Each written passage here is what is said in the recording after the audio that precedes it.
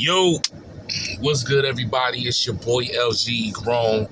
Happy Monday. I know yesterday I was going to have to talk about the Cowboys, and I just didn't.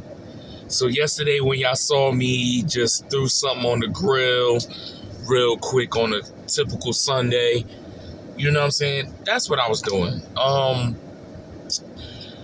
I did watch the game.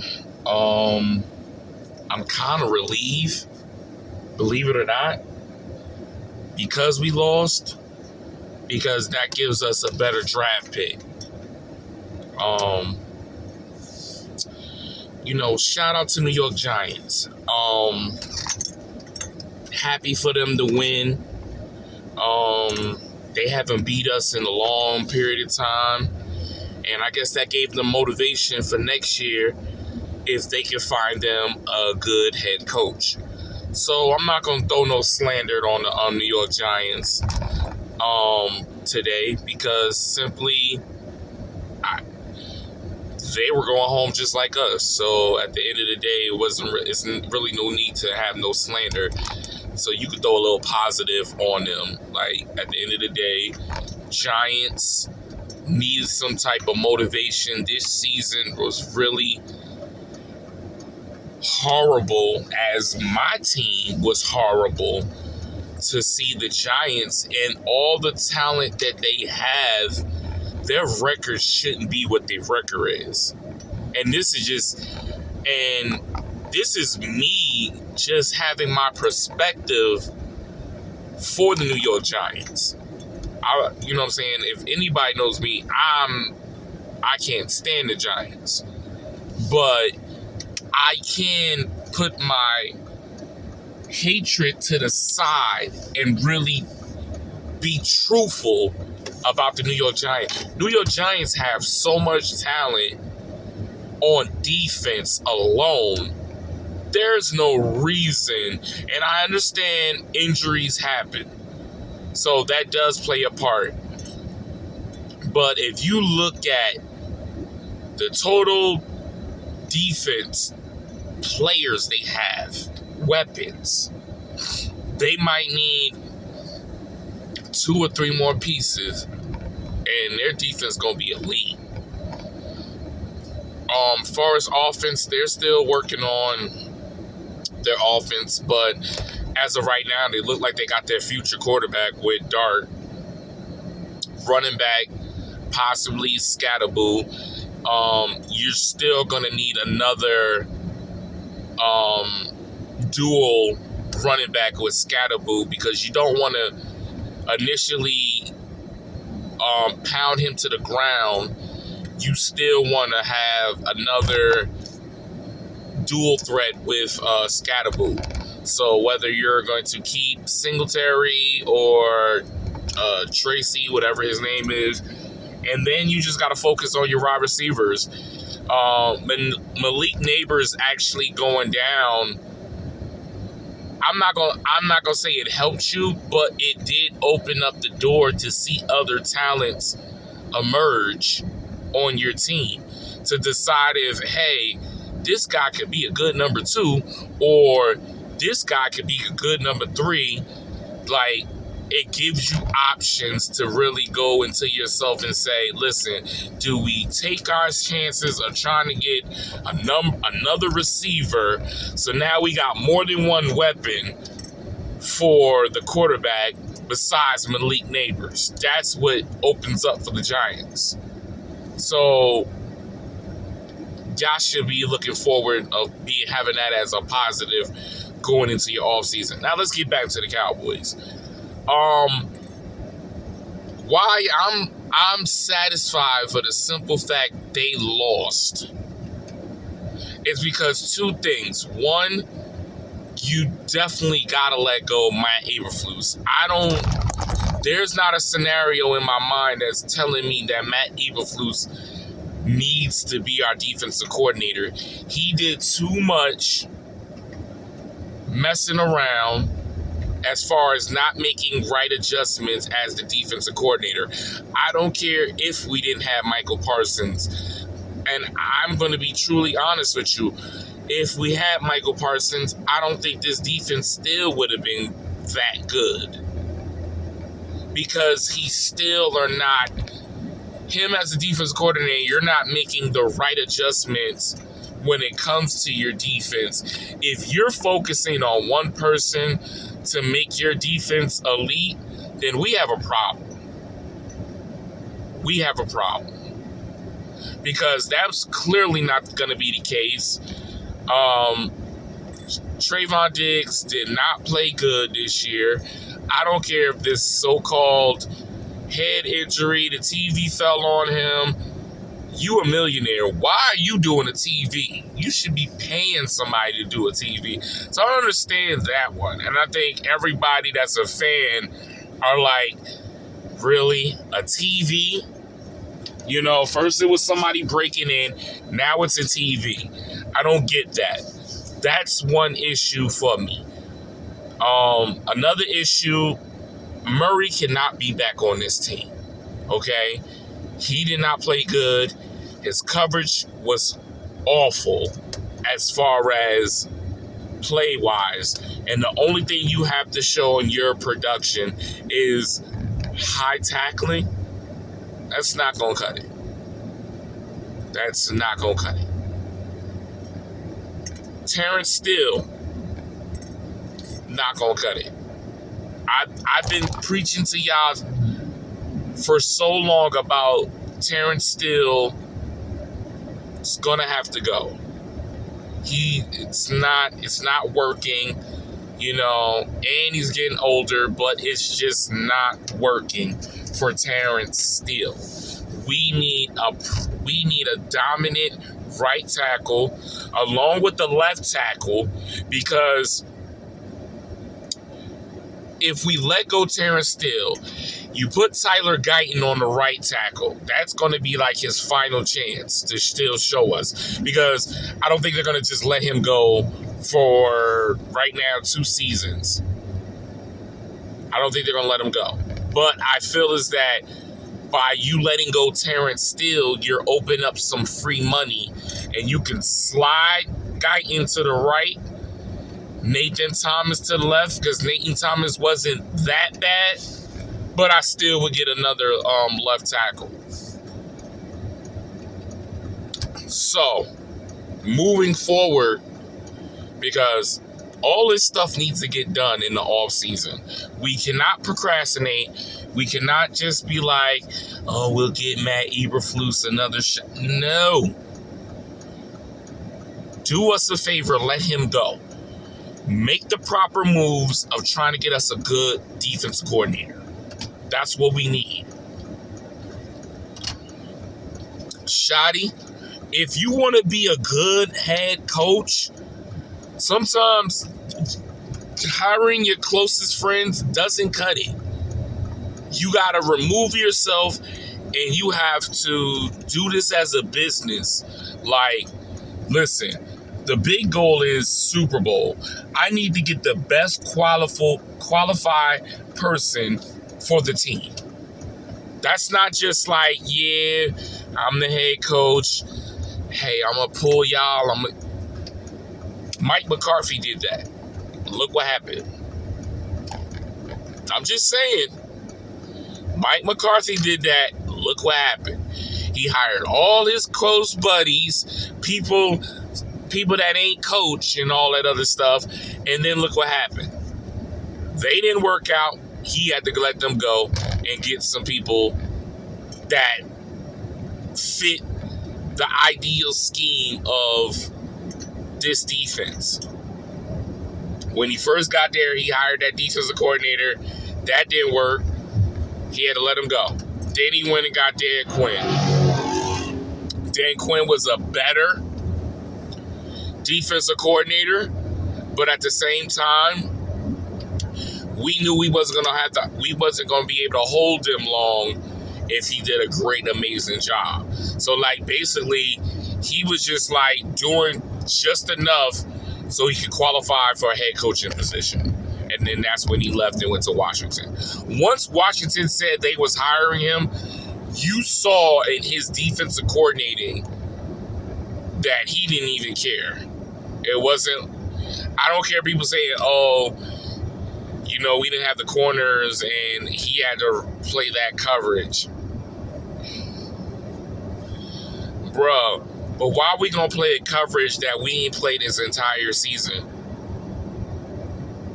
Why set ourselves up? We haven't played that coverage in the entire season. And now we start hitting zone. And you see, when we play zone, we get cooked. It's been like that for the Cowboys. When we play zone, we get cooked. It's only when we play man, that's when Dallas can start playing ball. I don't understand why they always think that zone is going to work for Dallas. And it never does. At all. I mean, look at the tape. The tape doesn't lie. Every single time Dallas plays zone coverage, we get cooked. This year, soft zone coverage, got cooked. A couple of years before that, zone coverage, got cooked. The tape does not lie to you. When we don't play zone coverage and we start playing physical man press, we play better. It's just been like that since I've known Cowboys. So us losing, that's fine. We get the number 12 pick in the draft. Go figure. You know what I'm saying? But as far as Green Bay, I heard if, let's just say they lose in their playoffs, they're going to be like right in the 19th draft pick. Not too shabby, but to be in that top 15 draft pick this year says a lot. I honestly, and I'm probably going to do that in another blog about who should we focus on when we draft. I really want a corner. I want a corner. I feel like that's a priority. That's like priority one. But let me say something. If Caleb Downs from Ohio State, the safety, is there at pick 12, if you don't pick this brother up, because we do need a safety. I'm sorry. Devontae Wilson, he can go.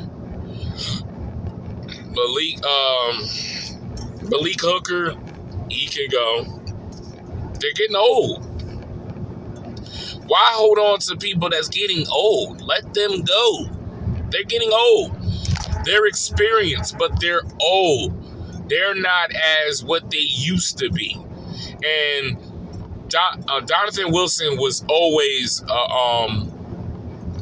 in the box tackle safety. He was never really a great cover safety. He was only just a tackle safety.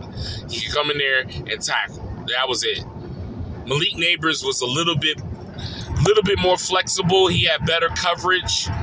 But now, as you can see, he's getting older. So a lot of things he gets caught and get cooked.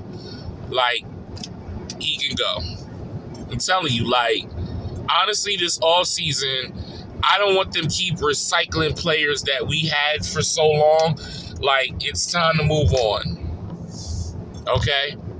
They're, like, we can't keep acting cheap for players. You got to go out and get players for your team if you want them to grow. The only person I could consider that I'm willing to re-sign, that I feel like he did good as an addition as a Cowboy, is Jadeveon Clowney. Jadeveon Clowney did his thing this year. And I don't mind keep retaining him for the end to at least mold the defensive end as a veteran. Like, I was upset when DeMarcus Ware left, but I understood it because it's a business. But you still need that veteran leadership for your edge. And as a Raku, when you still have him, he's a nice rookie, but he can learn from the vets. You get what I'm saying? I mean, he obviously wasn't going to learn with Michael Parsons because Michael Parsons is Michael Parsons. Michael Parsons is not that type of person that's like teaching you how to get better. Michael Parsons was young, and Michael Parsons was trying to get that bag. Let's just be honest. Those are not a player that you're like, okay, this guy can lead my young players to get better. Look at Myles Garrett. Myles Garrett is a leader to help the young defensive players to get better, to mold them to grow. That's what Myles Garrett does. TJ Watt, a leader. That's what he does. You know, Bosa, that's what he, like, them names I named, those are not just players that are dominant, but they're also leaders to help their team. Michael Parsons is a great young player that hasn't had the mindset to just become a leader. And why I say that? Because you wanted your money. Understood. I'm not mad at you. But there's other ways of trying to get your money. Look at Dak. I try to not point Dak, but look at Dak Prescott when it came to he wanted his money. He wanted his bag. You never seen him complain. You never seen him on the sideline say, I'm not going to play. He was there for his team no matter what. And the front office saw that. So when they sat down for negotiation, Dak told them, this is what I want, and this is non-negotiable. And they said, okay. It's ways to do it. Listen, you went in there for the first time, trying to talk to them about your money. It didn't go right. Okay, cool. You should have went back, showed your team. It didn't go the way I wanted. Cool. Listen, you had other ways. And I'm going to say this because I like to say this. Even though they might have hit you with a franchise tag and all that stuff. Okay, fine. You're still getting paid. Still getting paid. If you would have had a breakout season, now hear me on this. You got your money with Green Bay. I'm happy for you. But listen to what I'm trying to tell you.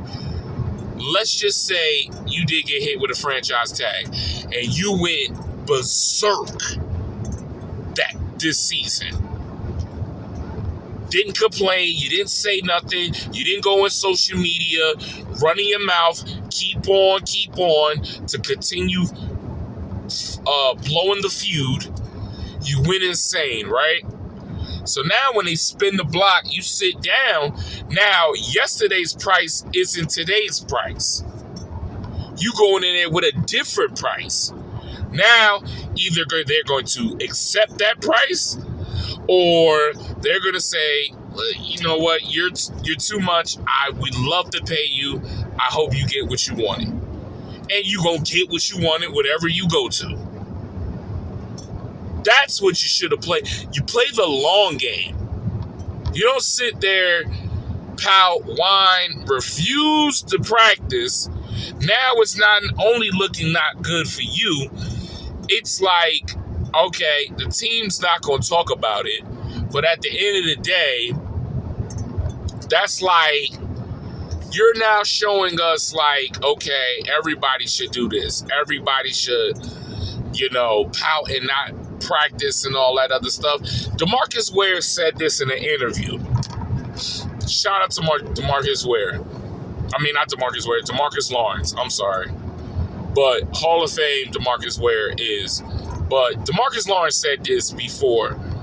He said, one thing about Dallas that he understood is that Jerry, if you talk to Jerry is going to make it happen. He said, not dealing with the son and all them other ones. He said, I talked directly to Jerry.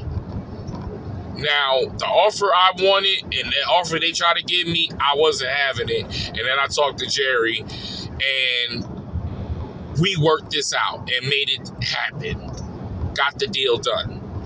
So, you can't tell me, and I don't care what people say, and people, you're not a Cowboy fan like I am, so you're really not gonna really tell me exactly that you look at the Parsons, oh, he ain't want to pay Parsons and all that, but listen, Jerry pays every player that wants to be a Cowboy. He gives them the bag. He's willing to overpay them.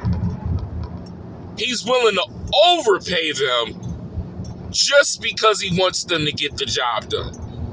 So, Michael Parsons, whatever he was trying to get, Jerry probably would have paid way more than that to make it happen. But I guarantee you, because of him, like, having this, like, bitchy, complain, not just standing on business, like, you really, it, like, I just think you could have went a different way. And I'm not knocking Michael Parsons at any means. He is still a great young player, but I'm saying to you is that you could have went a different way. If you wanted to be a Dallas Cowboys, I'm telling you, you could have went in there on free agent, balled out, proving them that you're worth every penny that you get, and that's that. Simple. All right, now let's focus on the hand. Clearly, there's things that we have to do on the off season, and by making the moves at trade deadline, you helped. Quentin Williams was a great asset. I feel like now with the off season and fully invested in the Cowboys in the off season, I feel like he's going to be a beast for us, for that big hole. Kenny Clark, still a good asset. I'm not mad at that. Now, here's another scenario in my brain about this. What if you flip? You trade Kenny Clark, maybe get some draft picks, get a dominant young defensive tackle. So now you got a veteran D tackle. You got Osa on one side. You got the young, if you get these young core player on your front line and still draft an edge later, I think you're cooking with grease. But you do need to get a linebacker. You have to address that. You definitely got to address the linebacker. Logan Wilson is good. Overshown did good. Now, the left side is your question mark. Are you going to stick with Luafau? Are you going to stick with James? It's so many questions on that left side. My personal thing, I probably would stick with Luafau. I feel like he's more versatile in coverage and in tackling, that I probably would stick with him. I understand you're trying to mold James, so letting him still get play time out there for Dallas is still a good thing. I just don't feel like he's ready that quick, that yet. That's my personal. I don't think James is ready yet. So I definitely would address. I feel like in the draft, you're going to have to go defense hard. you're definitely going to have to go defense. You're going to have to get a safety. You're going to have to get a linebacker. You're going to have to get a corner. You're going to have to get an edge. If you can somehow find a tackle, maybe your running back could. I don't stress it, though, with the running back. Unless somehow your 12th pick, Jeremiah Love, is right there on the board, that's when I'm like, hey. Now, if Jeremiah Love and Caleb Downs is there on the board, I'm no question, I'm going for Caleb Downs. I don't care what people tell me. I'm going for Caleb Downs. For sure. Now, if Caleb Downs is gone and the LSU cornerback is there, I'm going for the LSU quarterback. This is the play set of my mind of moving into this draft. We have to get these. We got to make a home run when it comes to the draft. We can't keep accepting low budget, mediocre players. Let's just be real. I mean, don't get me wrong. And I'm saying this as a compliment for Dallas. Dallas actually went on the offseason and signed people from free agency. You know, they really did sign some players. So they made the effort. You know how they say, oh, Dallas don't make moves in all season. This year they made some moves in all season. You're talking about trades. They went and got this person, that person. You gave them a shot. Okay. Now, get a defensive coordinator that's going to actually go into this free agency, tell you, listen, I need that guy. I need that guy. Let's see what we can do to get this guy. Like, you got to make that your issue. You got to make that your priority. That when you go into all season, like, once this season's over, start making the calls for defensive coordinators. You know, I know they're talking about they got to discuss Matt Eberflus' future. I hope it ain't no discussion. I hope it's like, hey, listen, this is you. This is Dallas. You're no longer here. Have a nice day. Like, I don't want no discussion with Matt Eberflus. I don't want them to hear his proposal of what he think he can do next season. No. He didn't do good. He didn't do good. I'm sorry. His adjustments was not good at all. It wasn't. It wasn't good at all. And I'm sorry. He can go. And here's my another thing. Don't get no old coaches that's in the NFL analyst that critiques the game and they sound good sitting down. Then when you hire them, they're like not nothing that they were when they was talking about the game. Like, don't go getting Rex Ryan. No. Rex Ryan need to stay where he's at on ESPN. His time is over. Clearly, you know his time is over because nobody in the NFL has picked up the phone to call Rex Ryan and say, hey, you still thinking about coaching? Why don't you come and coach for my team? Like, no. There's a reason why a lot of players that are analysts are not coaches. They done did their time, and now they're sitting where they need to be. Okay? He's doing a good job on ESPN, critiquing everybody, telling everybody, if you're not good, you're terrible. That was terrible. You're terrible. He's doing a good job doing that. I'm not going to knock him for saying what he needs to say. It's his opinion, okay? People got soft skin, and they hate when people talk about them. Like, they got soft skin. You know what I'm saying? I get it. I understand. But at the end of the day, if you know you're not playing good, listen, you know they're going to talk about you. That's just what it is. Now, what that should motivate you is when they talk about you and you know you didn't do good, step your game up and go ball out the next week. That's what it should do. You shouldn't be like going back and forth and writing on social media about that person. Like, why? Why? They're telling you didn't do good. You know what? You right. Okay. Cool. Now, let that motivate you. Put the fuel in you. Put that fire in you to go in next week and ball your ass off. And then he can't say you didn't do good. Now, if he say you didn't good, then you know he's a hater. Bottom line.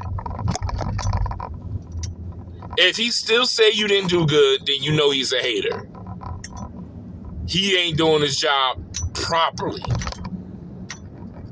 Because say what you want, when Stephen A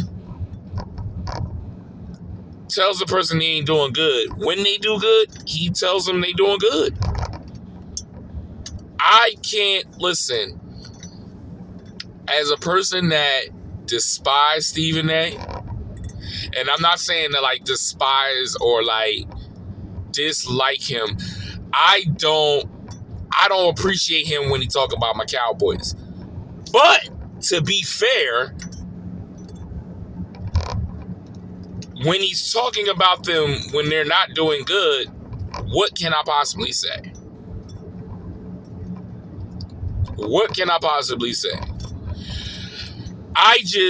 And this is my pet peeve of Stephen A. I just wish the theory that he has with Dallas would really be false. Really would be false. Like, at the end of the day, I get it. I understand. It's been so long Dallas Cowboys hasn't been to the playoffs. It's been so long the Dallas Cowboys ain't been to the Super Bowl. I get it. But it's like, damn. I mean, that same energy you throw on Dallas, I can name so many other teams that are in the same boat as us. Same boat as us. And the ones that I do say that's in the same boat as us, the only reason why I give them like a smidge pass is because they go to the playoffs and then they go to the like AFC or NFC championship. So that's the only reason why I can't throw a bash on them. But they're still, nevertheless, they ain't been to the Super Bowl. Still, at the end of the day, that's what it is. So, Stephen A, I have a love-hate relationship for Stephen A. Like, you just can't totally hate him, but you do listen, and you do understand this business of when your most popular topic for your career is talking about the Cowboys. I mean, that's a fact. I can't sit here and I can't knock him. Like, at the end of the day, they ask you this question and you got to give a honest opinion and answer about it. Because that's where you're going to get your money. Is that they're going to ask you about the Cowboys. And you have to give them a straight up, honest answer. And that's what he does. He gives them the honest answer. And for the most times right now, he's been right. So, it is what it is, y'all. So, I hope we can break the chain in this offseason and do some different things like we've never done, moving forward in a good direction for the Cowboys. I mean, Shotty, you have some good things and you have some bad things. And I'm hoping for your second year as a head coach that The things you did good, keep it. The things you didn't do good, remove it. And go into this off season with, you don't got the pressure no more as the new head coach. The team is rocking with you. Clearly you have a good bond with them. So now you need to start putting the right pieces for this organization. Real quick, we're gonna do a quick free aid re-signing on the team. George Pickens should be number 1. Javonte Williams should be number 2. Clowney can be number 3.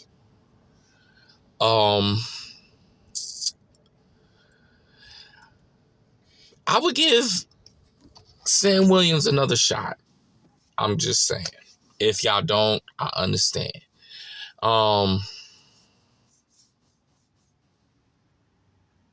That's about it to my knowledge. Them the 4 I would mainly focus on. I might not focus on Sam Williams, so don't even kill me on that. But GP for sure, Javonte for sure, Clowney for sure. If you can get these 3 to start off this off season, we're talking right now, because those are priority. George Pickens is your number 1 priority. That dude, you have to find a way to keep him. If you move around some things, construct contracts, you can get this contract done. GP needs to be on this team. Now he had an off season with the Cowboys. He likes the team. He's got a great bond with CeeDee Lamb. Let's make this happen, Dallas. Let's make this right, okay? I already put the blueprint of what we need to do in this off season. Now I hope we execute this off season, okay? I know I talked the head off on y'all. It was a lot on my mind, and I had to take some time to really think about how I was going to tell y'all about the last game and what we're doing moving forward in this offseason of what we need to do. If we do get breaking news, you know I'm here to talk about it. Obviously, I didn't really talk about Diggs getting released, getting claimed by the Packers. It was just a waste of breath, honestly. The wall's on the wall. That Diggs didn't want to be there. He wasn't playing like he wanted to play, like he wanted to be there. He felt heartbroken because of Parsons, and now he's over there with Parsons. I wish him the best. All I can do is focus on the off season and hoping we get better. All right? So y'all lock in. Obviously, y'all see me doing things. I'm still doing things. We're going to talk about shows, food content. I'm working 2026. My job this 2026 is pushing these content for y'all. All right. I thank y'all to be on my platform. Hit the like button. It's definitely appreciative. I thank y'all for rocking with me. Happy New Year. We are here in the 2026. Just be prepared for stuff to happen for y'all, all right? You know what it is. It's LG Grown, and we out.